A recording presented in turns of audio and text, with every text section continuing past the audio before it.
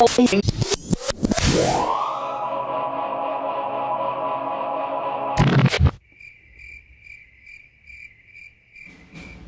guys, good, you're here. I am so excited. Guess what? I hope this isn't about your podcast again. Why, did you finally listen to it?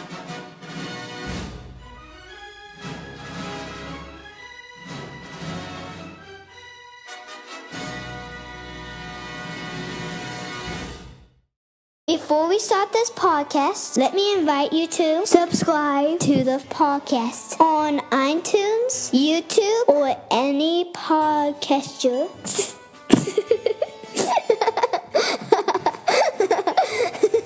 I'm such a cute.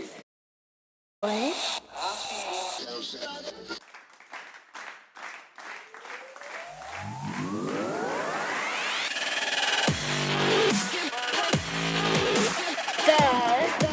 Groomer Next Door podcast.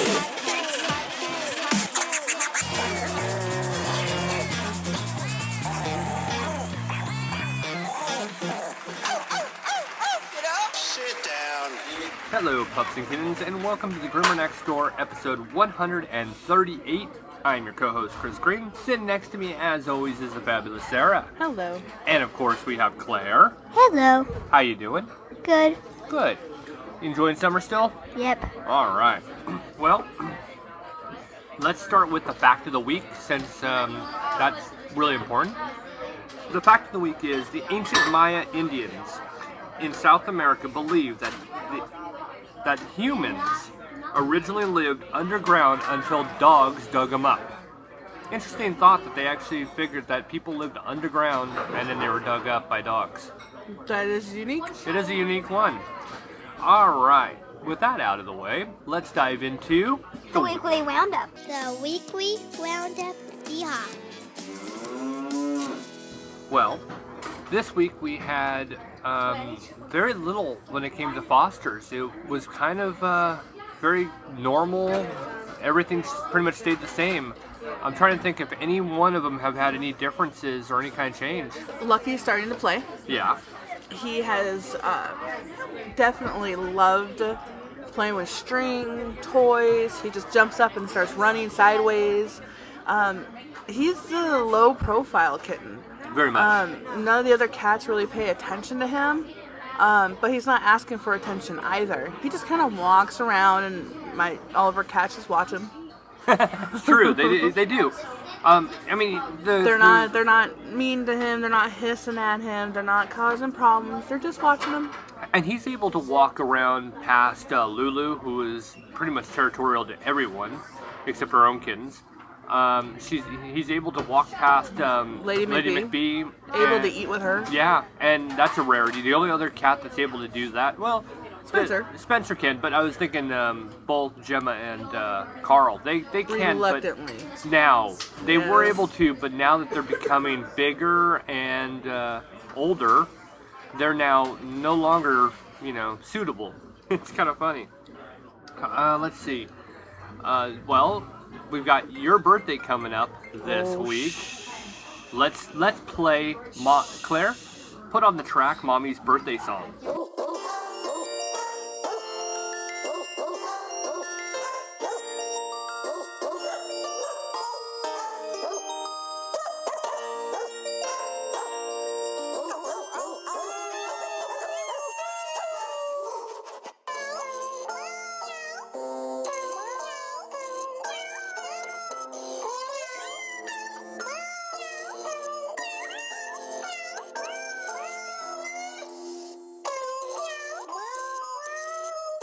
As always, I always like to play your birthday song for you. Well, thank you. It's always enjoyable.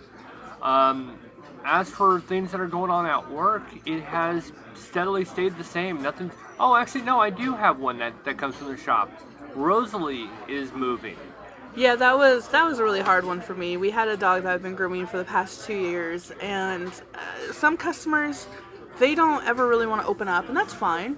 And then some people, they're so open and they're so just friendly that we get to know them, and then it turns into a really good customer service, strong bond. And then it moves into friendship. And, you know, Mia and Rosalie moved into friendship, and we love seeing them all the time. Rosalie had been diagnosed with diabetes, and 30 days after that diagnosis, she went completely blind. So it's been unfortunate, and we've been helping the family through that. And at the same time, they had a little baby, little Oliver. And so here you have a new mom with Oliver and a blind dog, and she's just like, this is so overwhelming. But they're moving to Texas. Her husband's in the military, so Nick goes where he's needed, and now it's down to Texas. We're gonna really miss her, and it was really sad. She brought in a big, huge bouquet of flowers for us to say thank you to all of us for all the stuff we've done.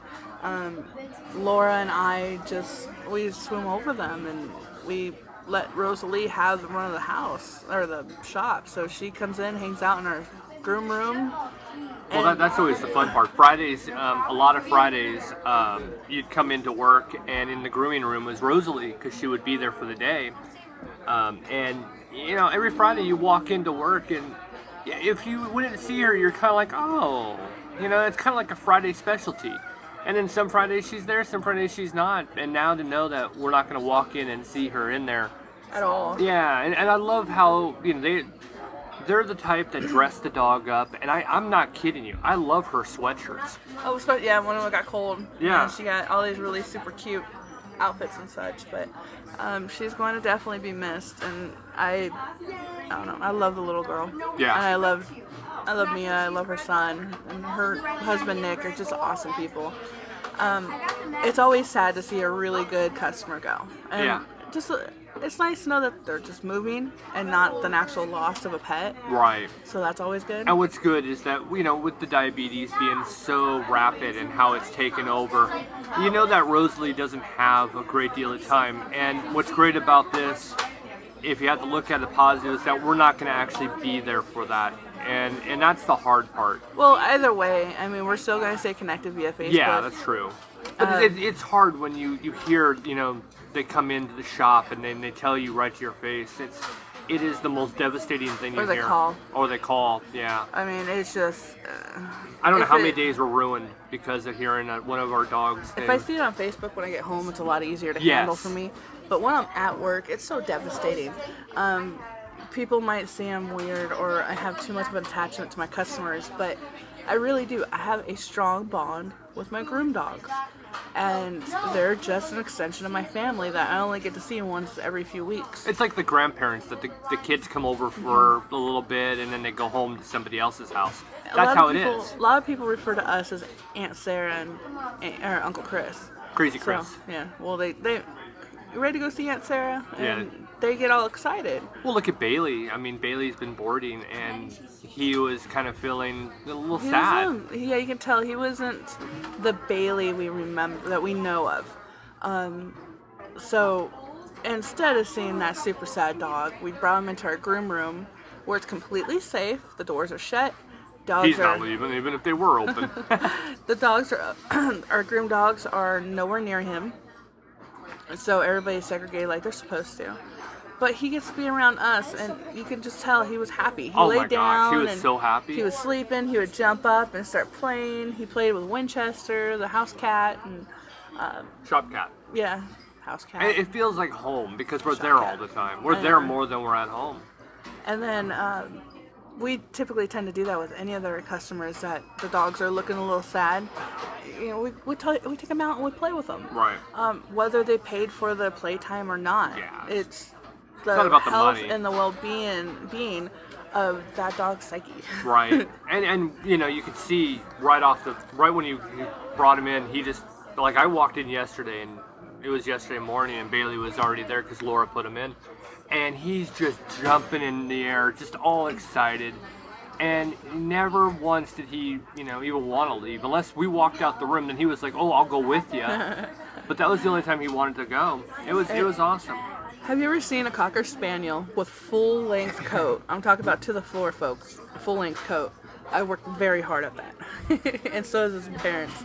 But you see that dog trying to jump up on you with his paws up and all his hair just kind of flops over his face. He can't see. It's like Cousin It, but a dog version. Coming up paws first. Yep. So that's pretty much it for us. I mean, it's been a very, simple week. Well, the theater kittens are up and moving. Yeah, fully up and running. They're around. jumping up on our couch. They're attacking our feet.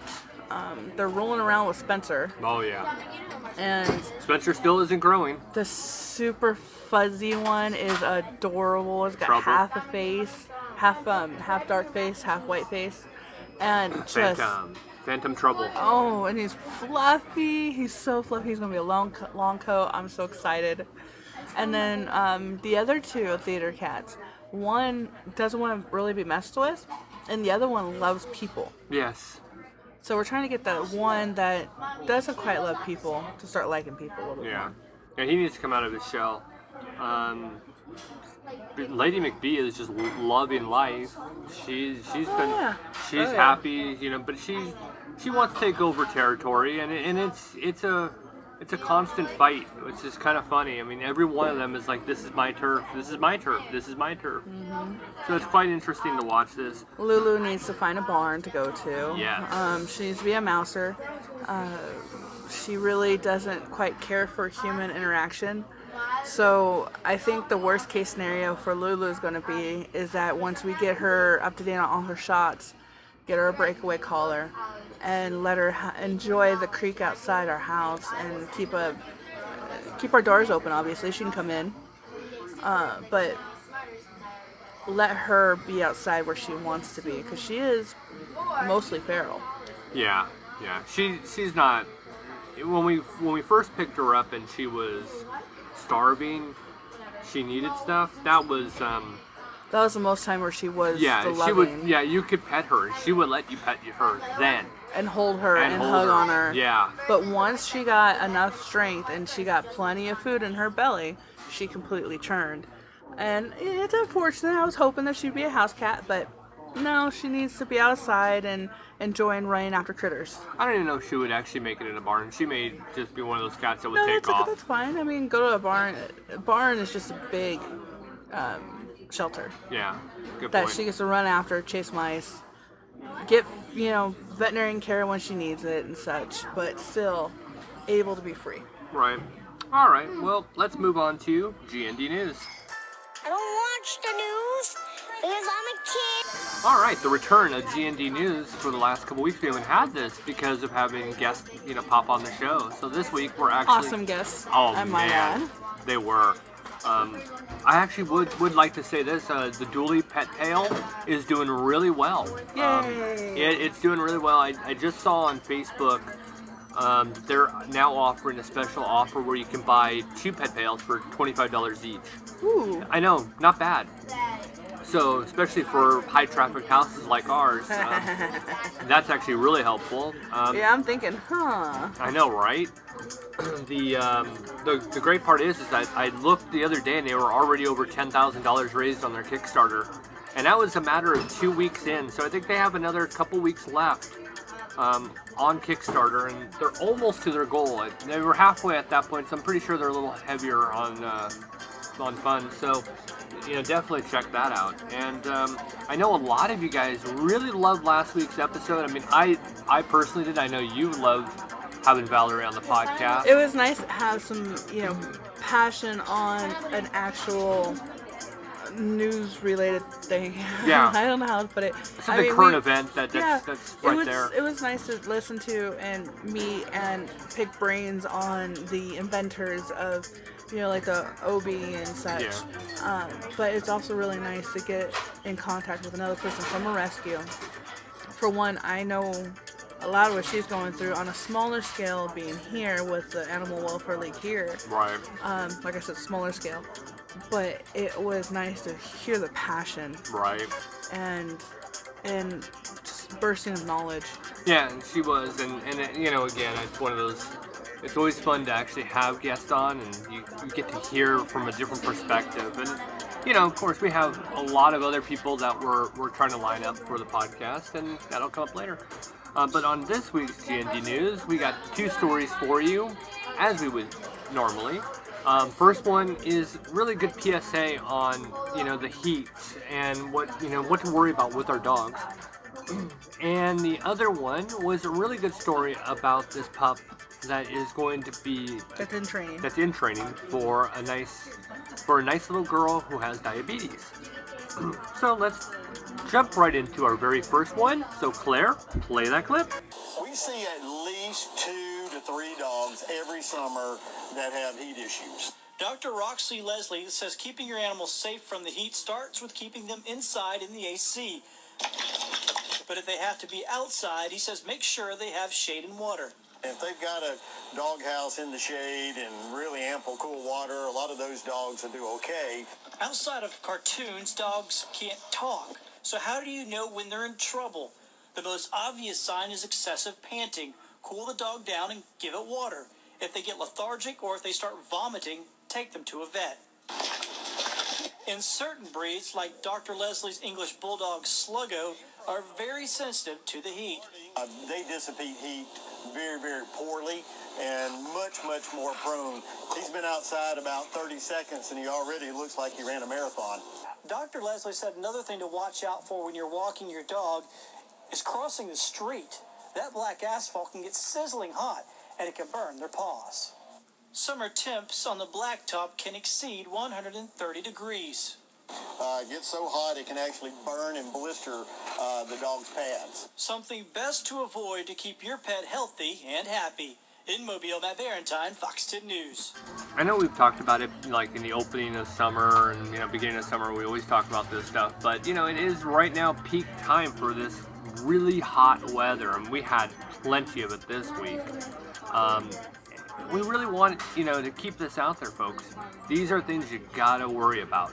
It drives me bonkers when I see somebody, it's approaching 100 degrees outside, and they're running with their dog on the asphalt with no shade. Right. It's one thing when you're walking a path that's all shaded. It's another when you're running them on pavement or asphalt that's in direct sunlight. It might as well be hot coals. Why don't you Burning take your coals. feet off, or take your shoes off, put bare feet on the concrete, and you run? Makes me think about going to the sand at the beach, and you get to certain parts of the beach that has been nothing but exposed to sun, and it was hot. Yeah, and it was hot potato on my foot. That's exactly what they're going through. So you think to yourself, if you didn't like it, why would you want them to go through it? So hopefully, Now, if it's hot out and you put them on grass, that's a different story. Yeah. Grass doesn't get nowhere near as hot. You just have to be careful of dry sticks and stuff that could be poking their pads. Right.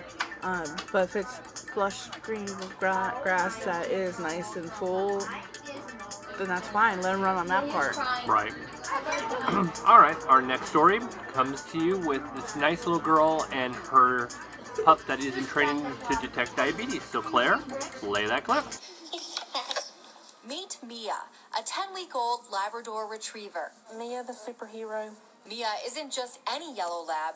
She'll be 9-year-old Cambry Kuiper's diabetic alert dog. So you got a big job ahead of you. Cambry has type 1 diabetes. It's not caused by weight or lifestyle. Her body just has a hard time regulating blood sugar. It can be dangerous, especially at night. I wake up probably 2 or 3 times a night due to her alarm going off. Either she's dropping low or she's gone too high. There you go. And that's where Mia comes in. Bill Creasy is her trainer. She will be able to detect low blood sugars. He'll train Mia over the next 16 months to alert Cambry if her blood sugar gets too low. The reward is seeing these two together. It's just so great to know that this dog could at one time save her life. This is a goal the Kuipers have been working on for a very long time. I mean, if anything, I feel like this is more almost like the community's dog that we've gotten, because so many people have just, given us money and donated. Mia will be Cambry's 4-legged furry superhero. And it looks like she's already her and her sister's best friend. All right. Well, this story brought up an NHL player who plays for the Phoenix Coyotes. His name is Max Domi. He has one of these dogs because he suffers from diabetes. And when he's out, not on the ice, obviously, he doesn't bring the dog out in the games with him, but when he's out and about, this dog actually will detect when his blood sugar's low. And I heard about that story a while back ago. I'm like, oh my God, this is amazing. And he's paving the way, with awareness. And this little girl is, look at, the mom is having to wake up multiple times a night because blood sugar's going, getting low and the alarm's going off. How scary is that? As a parent, can you imagine having to, unfortunately deal with that? Now, there's strong parents that need backing from the community, and what's great is that these folks have. Right. The community has been there to donate and do such because it's not cheap. No. And was it 18 months of training? Something like that. 16, 18, something like that. Months of training to get a dog to understand and focus on what the smells are of low blood sugar or when it's time to alert somebody. And then the puppy itself is expensive. So it really takes a lot to do this just to keep her daughter safe. So the donations from the community is wonderful. Yeah, and it's a great story to find out that, look at, again, how many times do I say dogs, these dogs do more than some humans do. It's ridiculous. Mm-hmm. It's just sad that dogs are just so much better than so many people out there. All right, well, that concludes GND News for this week. Quiz, hotshot. You don't have to answer that question. I'll answer the question. What do you do? What do you do? All right, this is Pup Quiz. This is the game where we actually take a list that has been pretty much generated by Ranker.com, and I asked Sarah if she can come up with the 5 top breeds that meet this list that had been voted on by you on Ranker.com. Are you ready? Yes. Okay, this week we are going to actually do the best apartment dogs. All right, so you have your 5 answers in front of you? Yes. Let me know what your first one is. Maltese. A Maltese. Okay, it is not in the top 5. What? I know, right? That's insane. I know, I thought that was kind of weird. It's not even in the top 10. Boo. I know, wow. Where is Maltese on this list? It wasn't even on the list? It didn't even make the list so far. Yikes. Wow. I see 35 dogs and Maltese isn't even a single one. I don't even see it on the top 35. Why? Jeez. Okay. Okay, My next hold on. I'm just making sure. Yeah, I'm not seeing it up there. I'm sorry. You went off the board on that one. Whatever. Toy poodle. Toy poodle. Okay. You're not in the top 5 again? What? I know, right? You're not even in the top... I'm thinking of the tiniest dogs possible. You're not even in the top 10. You're not even in the top 20. You are again off the board. Oh my gosh. Okay. Yorkshire Terrier. Okay, good for you. You've actually made it on the board, but it's number 6. Okay, Shih Tzu. Shih Tzu. A Shih Tzu is, again, not in your top 5. Oh my gosh. It is number 10. Oh my gosh. Alright, my last one. Yep. Havanese. Havanese. Haba. You, again, did not get anything in the top 5. Bogus. Ranker is lying. Well, this is actually... It is number 17 on the list. D9. I know, right? D9. That is weird. Okay, let me give you the top 5. A Kutan, number 1. A Pug. Weimaraner. I can never say that word. Weimaraner. Thank you. What? A Pug Weimaraner? Yep. There's a mix? They said, yeah. See how all those are all in one spot? It's like they're... Oh no, it's a mix. It is a Pug, Weimaraner, Maltese, soft-coated Wheaten Terrier, Akita mix. Which sounds like a very big dog for an apartment. That's ridiculous. You Right. put any kind of Weimaraner in an Akita mix, that is not... How do you even breed that with a Pug? Or a Maltese? I don't know. I'm trying to think. Okay, you know what? An Akita to a Weimaraner, that puppy to soft-coated Wheaten. When a dog loves another dog, I don't know. I'm sorry. Wheaten to, I guess you, no, because I don't know how they came to that. Artificial insemination, probably. Maybe. Okay. The next one is a Cavalier King Charles Spaniel. And then in the top 5 is a French Bulldog. Now I can see the Bulldog, I can see that I can see one. French Bulldog, I can see but the Pug, I can see that. that's ridiculous. Ridiculous. Number 6 is a Yorkshire Terrier. Number 7 is Boston Terrier. Number 8 is a Pomeranian. Number 9 is a Bichon Frise. And number 10 is a Shih Tzu. This is, I think, your worst one yet. Whatever. They're wrong. That's the problem. They're wrong. I'm not wrong. They are. Like you were playing Pup Quiz. And now our feature presentation. Alright, this week on our main topic, we are actually going to cover online pet predators. Now, this came up a few weeks back. We were Sarah was working out placement of, I remember it was a couple dogs, and I don't remember the full story behind it. Well, what it was is that, and this always happens right before we were about to do something.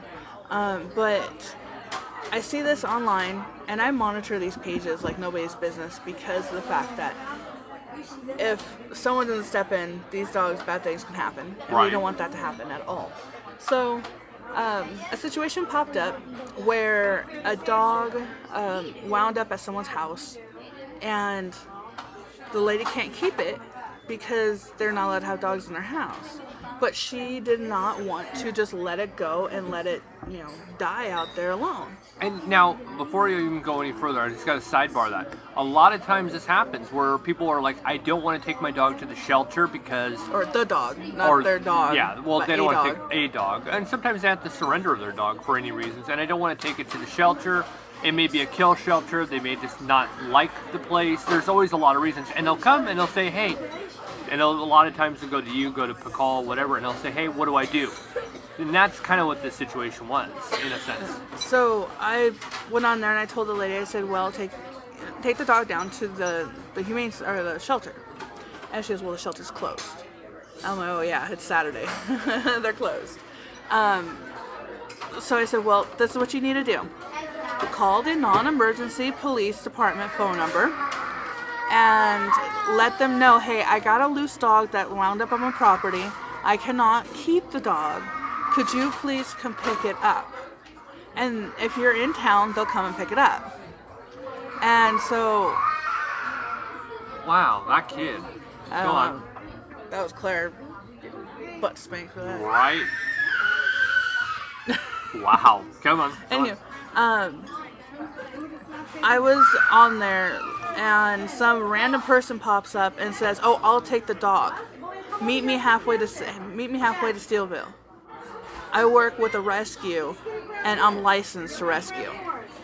Now, here's the funny part. There is only one type of really non-profit license that's out there. It's the 501c3. C3. 501c3. That's the non-profit. I think it's 3C. 3C? Yeah. No, I don't know. And you don't really need a license. All you need to do is have the proper tax codes, so that you're not. That's what that is. So you're tax exempt for certain stuff. And that threw me for a loop. And I contacted Jewel, and I was like, Jewel, you don't have to have a license to be a rescue or a foster, right? No. Okay, well, this guy's feeding her a line of BS. So he is trying very hard to get her to fall in love with the idea that he is a licensed rescue. Not just a rescue, but a licensed rescue. And the parts that you need to pay attention to is their English that they use, and their spelling, their grammar, all of it. Because a lot of times when they are animal predators, they do not know how to properly speak English. They do not know how to properly type or write a sentence. Well, because they're criminals, and they didn't and worry criminals about. aren't typically intelligent. Yeah, they're not educated. But that's one way to really pick it out. Well, as I was reading his stuff, it didn't make sense. He wasn't using the proper verbiage. The lady gave in to him, or said, okay, well, I can meet you as far as, I think, St. James, or a little bit further than St. James. And he goes, okay, well, that would be great. Well, I popped up and said, please, do not take this dog anywhere. This dog belongs to somebody. here in Rolla. You do not take it somewhere else at a rescue out of Phelps County. It's completely out of our county, let alone out of the city. And it's not like, hey, give it to Pakal, because a lot of rescues are out there for the financials as well, but it's not like that. It was, hey, there's something wrong here. Let me do some investigating on that before you surrender your dog. I went to his Facebook page and I looked through it, and it was as hick as possible. I mean, this is white trash, hick kind of stuff. And there's such a thing. It kind of gave me that look like, well, I won't really say that. No, it's a thing. It really was. I mean, it was bad. Anyhow, continuing on. And then his girlfriend, I see his girlfriend pop up and say something on the whole post. This is the biggest red flag I think we always see. And she's like, well, just give it to me. I work for a rescue. Just give it to me. And I kept telling the lady, please, for the love of God, do not take this dog anywhere. Call the non-emergency police department line. They will come get the dog. The shelter will have a spot for him. The shelter will put him on the Facebook and online as a lost dog. Do not give this dog to anybody but a police officer. I said, I work for Pakal. I gave her all my credentials. I said, I can give you several different references right now. Please, I beg you, do not. And then she popped up on my stuff and she posted, well, if you work for a rescue, you pick it up. Her verbiage was so bad, I couldn't understand what she said. And I was like, what? And she goes, haha, you can't read simple English? Yeah. No commas, it's just everything was jumbled. I said, oh, you are referring to the fact that I work with a welfare league, so I automatically have room to foster a dog until owner found? It's just, yeah, dumbass. And I was like, no, I don't think so. You need to leave this post alone before I turn you in. And I have not seen him back on any other posts since then. The lady did call the police. They picked up the dog. They took him to the shelter, and the dog found its owner. See, the part that worries us is that this is something that happens on a daily basis. People, example Y, like they can't have the dog, they find the dog, whatever the case is, there's always got to be a proper channel, and it seems like we're seeing more of these types of predators popping up now. It's also people not doing things the proper way. Right. A lot of people post lost dog or found dog. Right. And it's found dog everywhere. I found this dog on this drive, and then somebody's like, oh, I'll take it. Yeah. No, dude, this isn't for you to take. This is for me to find the home for this animal. And every time I see it, and I say, there's proper channels, because the instant you give that dog away to somebody else, that's stolen property. Right. That went from a found dog to you giving it to somebody to keep. That is stolen. And I will press on that as hard as I have to, because still in the state of Missouri, dogs are still property. Well, yeah. And I'll push it when I need to push it. And the problem is that, people are thinking that they're doing good, but, look at, when you went to the Facebook page, the first person, the male, his page was very... It was no dogs. It was very questionable. There was a lot of things in there that showed... He had very little positives. Everything was negative. It was dark. Very dark. Like, mental illness dark. Yeah. Admitting it, too. Yeah, exactly. You go on to any person who truly rescues animals, there are pictures of dogs everywhere. Yes. Pictures of cats, pictures of possums, pictures of squirrels, pictures of saved raccoons, skunks, I don't care, anything, turtles. They'll even have on there the name of a shelter or a rescue that they work with, and that's the other thing. There was none of that on his page, and then when you went to her page, again, no pictures of animals, no, identification that she's with any nonprofit or any kind of rescue whatsoever. What people are the predator part that we're trying to warn people about is that people flip these dogs too. Yes. They take them for free and they sell them for money. And luckily, there's enough people out there that really try to stop this and keep a mindful eye out for it. Right. So they can nip it in the bud right away and make it known that this person's doing that, so they're blocked. Unfortunately, there's always other Facebook pages you can go to change it. You can create a new one. Right. And do it yourself. And then it's also helps stop people for dog fighting. That's the big part here. You have dog flipping and you have the dog fighting. And then, of course, you have, in this case, could have been a bait dog. Mm-hmm. Throw this dog in, especially a lot of times, bait dogs, they like to use the older dogs. The ones that can't fight back. That they can't fight back. And they take the dog and they jiggle it in front of their dog they're trying to train to fight. And they pull it back, they put it in, pull it back, put it in, pull it back. And that is what they call bait. You're baiting that dog to fight, and you're trying to get it to fight, or they do that to get it ready for a fight. Right. And unfortunately, since there is so much rural parts of Missouri, it can happen quickly. I mean, there's rural parts of every well, yeah, state. Every state has. I mean, you could be driving up California coast and go into a lot of rural in the areas. country. Yeah. So these happen everywhere. I guess I said Missouri because it was on the Missouri site. Yeah, no, that's true. No, I want to make sure that everybody knows that this can happen anywhere. I mean, you could be a Californian and it's happening in your backyard. Right. I mean, you could be in East LA or West Hollywood or Van Nuys or Oxnard. It doesn't matter. You're gonna have that problem anywhere. Yep. I don't like judging a book by its cover. I never have been, a fan of that, because you look at me, you don't think I'm a pet rescuer. You don't think that I have done X, Y, Z. But I'm a podcaster.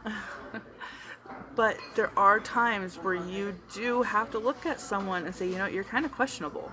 Well, when you're transferring a life, and that's the thing. When you're transferring a life, you have to do everything. Finding the dog and helping it, or a cat, whatever the case may be, that's great if you want to actually step out there and help. Mm-hmm. But you're going to have to complete it. I mean, we've seen a couple people that have, in quotations, air quotes, said that they rescued or did something to help an animal and then dump it. Yeah. It doesn't make the actual task complete. It makes it actually just as bad. You're just as bad as the cause, because you put the animal in harm's way again. So, I saved it, but I put it in harm's way does not mean you get a point. Mm-hmm. You still did wrong. So if you find a dog, you have to surrender your dog for whatever reasons. Anything that's going on, you have to do it properly. And go step by step. That's the important part. And if you don't do the proper steps, and if you don't take the time and effort, you're going to hurt a dog. Right. You're going to hurt. And you got to tell people, hey, look, I'm not doing this because I want to be a jerk off to you. I'm doing this for the welfare of the animal. So please just comply. We'll get this done. And if you're as good as a person as you say you are, then you will be loving life with this pup in your life. Right. I mean, we find ourselves policing different pages quite a lot. I mean, I'm on another page whenever I see I'm selling puppies. A 4-week-old puppy. Yeah. Last one was 5, and I gave a big schooling. And of course, these people, they fight you. And what's funny is that they always love to put up, I work for the police department. Yeah, it's every time. My father-in-law is a cop. Right. I know my laws. No, they don't. They're using it to try to bully you. Right. If they truly knew the laws, they knew the fact that in every state, except for there's a few, that you can sell at 7 weeks. But most all the other states are 8 weeks. Right. It is right there, black and white, in the law. Clear as crystal. You get nothing. Good day, sir. Right? And that's the big thing. And if somebody is wanting to get rid of their puppies at 4 weeks, that means they don't want to pay for the spay and neuter. They don't want to pay for any shots. They don't want to pay for worming.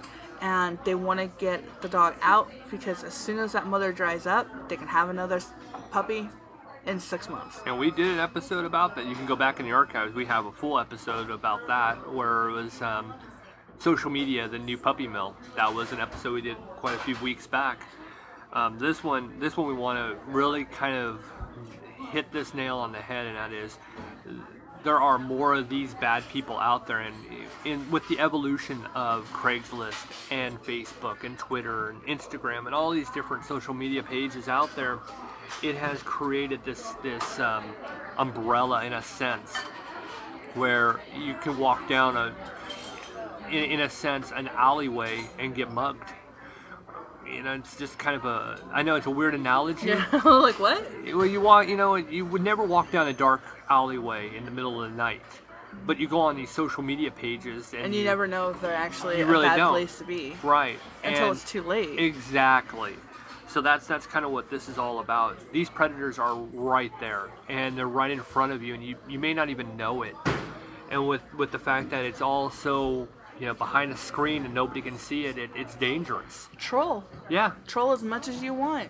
You see somebody that's partaking in a pup deal on the internet and you're not understanding or you don't think is right, especially if it's Facebook, you go to their profile. Yeah, that's easy. Okay, now another thing too, if it's a limited profile and it only goes back a year, or they just started the profile, that means they have another profile they don't want anybody to know of, and they're doing shady stuff with this one. Right. So you want to make sure that it is, it's there, even though profiles are completely locked up. You can still tell by how many friends they have, by how many photos are there, that they are not just some newcomer. Well, yeah, especially, you can even tell when they actually started their Facebook page. Mm-hmm. And if it's within the last couple months and they're doing this, and everything looks pretty on the outside, but it's only been up and running for 3, 4, 5 months, there's probably a problem there. Very limited posting is definitely issues. And then screenshot. Yeah. Get on your phone, screenshot it on your computer. iPad, Anything, screenshot it. So you have proof of what they said, because a lot of people go back and delete it. Proof of what you said, proof of what they said, and get it right away. Right. Don't let time lapse, because they'll just take a second to delete that post. And the one thing you want to do is you really want to be in touch with your local animal control, because they are law enforcement. So because they're law enforcement, they're able to pretty much enact all the kind of laws. They can call in the police department to actually do whatever they need to do. And these could be, considered cyber crimes as well. And they can also meet that person at the site that they said that they were going to meet, and show up there at the same time, waiting for this drug deal, or not drug deal. It's like dog a drug deal. deal. Yeah, the dog deal to go down. Right. And stop it before it does. So it's a lot to go over, a lot of things to think about, and yeah, it's frightening. It's really frightening to think about it. But next time that you're driving in your neighborhood and you may see a dog or cat and it's loose, and you think, I'm gonna help this dog or whatever, think about the full repercussions. Make sure you're doing everything you can to help this life, and not just I put it online and I got it at home. There's a lot to it. So I think that should do it on that, yeah, huh? I think we got pretty thorough. Well, with that sound, Claire has turned on the applause sign, so that must mean it's time to go home, right? I think so. I'm Chris Green. Have a pet-tastic week. And I'm Sarah Green, making sure everybody realizes life is so short. Play with your pet. Claire. I'm Claire. Got the kittens and kittens. And your kittens. Play with your kittens and your kittens. Well, you've got a lot of kittens to play with. Bye-bye, everybody. Hope you enjoyed the podcast. If you did, leave a like on iTunes or YouTube, or leave a comment. And now the show is over now.